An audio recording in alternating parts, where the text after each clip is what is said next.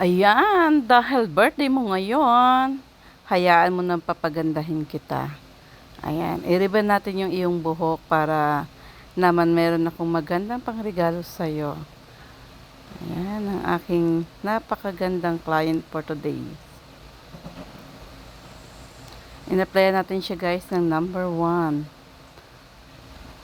Ayan, hantayin natin hanggang sa matapos ang ating pag-a-apply.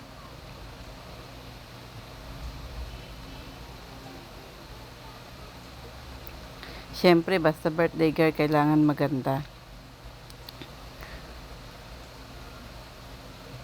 Ayan, ang haba-haba ng kanyang hair.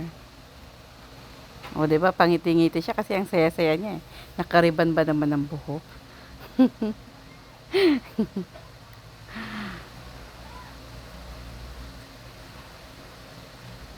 Siyempre, todo effort naman ang kanyang tita. May paturo-turo pa yan.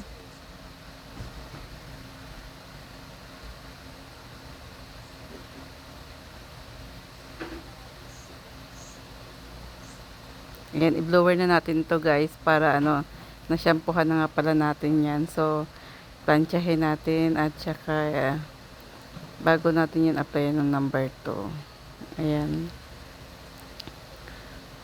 O, diba? Masyadong busy-busyhan. O, ang haba ng kanyang buhok kaya napakaganda niyang i-ribbon. Wow. Kailangan may slow motion pa siya.